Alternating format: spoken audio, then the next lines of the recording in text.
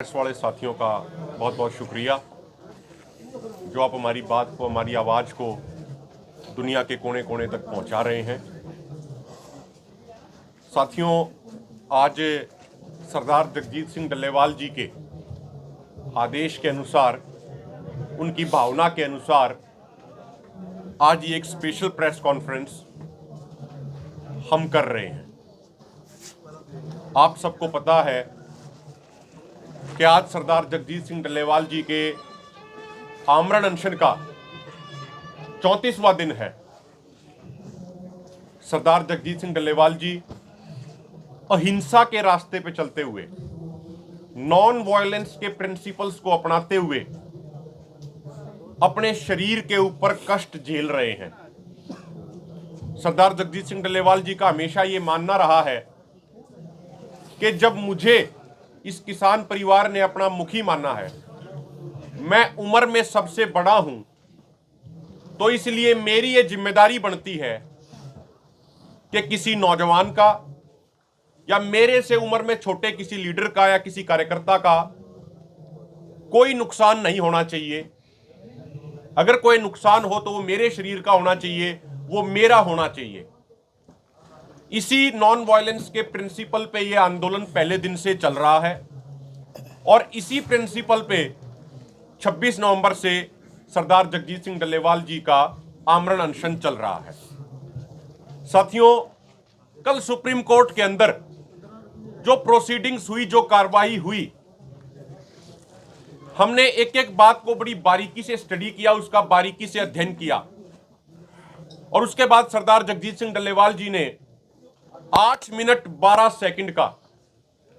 अपना एक वीडियो संदेश भी जारी किया, पूरे देशवासियों को संबोधित किया।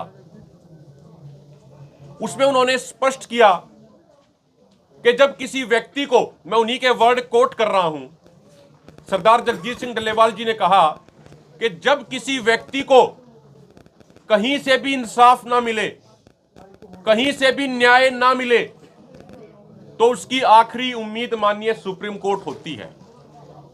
लेकिन कल जिस तरीके के शब्दों का इस्तेमाल सुप्रीम कोर्ट की कार्रवाई के दौरान हुआ, जो कार्रवाई हुई, उस कार्रवाई के दौरान जो चर्चा हुई, उसको देख के, उसको सुन के सरदार जगजीत सिंह डल्लेवाल जी का मन बड़ा दुखी हुआ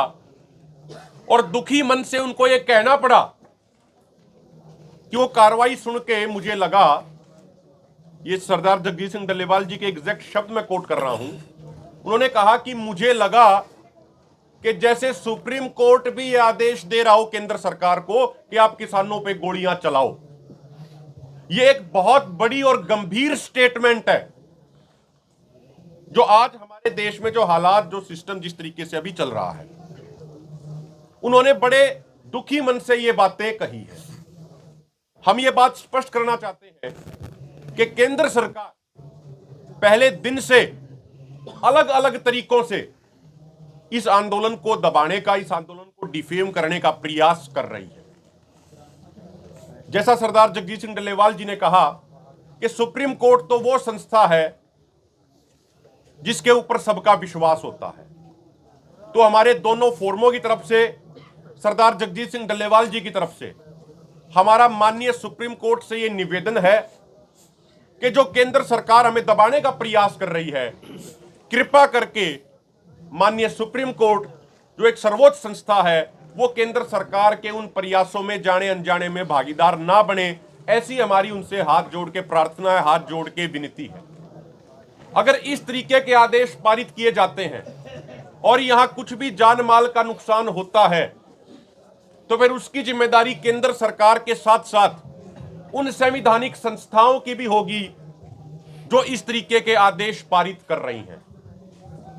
हम ये दोबारा एक बात कहना चाह रहे हैं, जब से सरदार जगजीत सिंह डल्लेवाल जी का आमरण अनशन शुरू हुआ, तब से लेके अब तक सबसे पहले हमने माननीय उपराष्ट्रपति जी को चिट्ठी लिखी, उसके बाद हमने माननीय प्रधानमंत्री जी को चिट्ठी लिखी, उसके बाद हमने माननीय सुप्रीम कोर्ट के जज साहिबान को चिट्ठी लिखी, उसके बाद हमने माननीय प्रधानमंत्री जी को दोबारा चिट्ठी लिखी, लेकिन अब तक हमारी किसी एक भी चिट्ठी का जवाब नहीं दिया गया। और वो सिंपल हमने चिट्ठी नहीं लिखी थी, हमने विद डॉक्यूमेंट, विद प्रूफ जो अलग अलग समय पे हमसे वायदे किए गए थे, वो सारे प्रूफ के साथ उसमें वो चिट्ठी एनवलप में डाल के हमने भेजी थी। आज तक किसी भी संस्था ने, किसी भी जिम्मेदार व्यक्ति ने हमारी चिट्ठियों का कोई जवाब नहीं दिया। तो देश को यह समझना चाहिए कि अड़ियल रुख कौन अपना रहा है। अक्सर यह नैरेटिव बनाया जाता है कि किसान अड़ियल रुख अपना रहे हैं, लेकिन वो नैरेटिव गलत है। अड़ियल रुख अगर कोई अपना रहा है तो वो हमारी केंद्र सरकार अपना रही है। इसी समय के दौरान, इन्हीं 34 दिनों के दौरान, संसद की जो परमानेंट कमेटी ऑन एग्रीकल्चर है, जिसमें सभी पार्टियों के मेंबर ऑफ पार्लियामेंट शामिल हैं, उसने भी अपनी रिपोर्ट दे दी, जिसमें स्पष्ट तौर पे लिखा है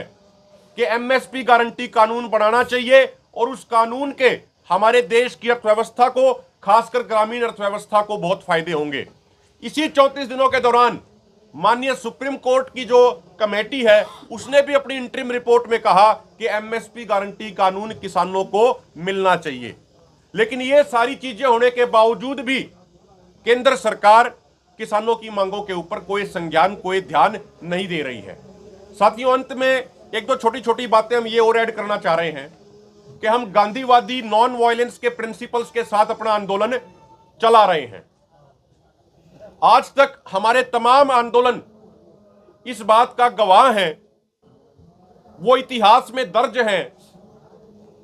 कि हमने अपने आंदोलनों में सरकार के जुल्मों के कारण हमने कितना ही नुकसान अपने ऊपर सह लिया हो, लेकिन हमारे किसी भी आंदोलन में हमारी वजह से किसी दूसरे को कोई नुकसान नहीं हुआ और हम उसी प्रिंसिपल्स पे आज भी कायम हैं।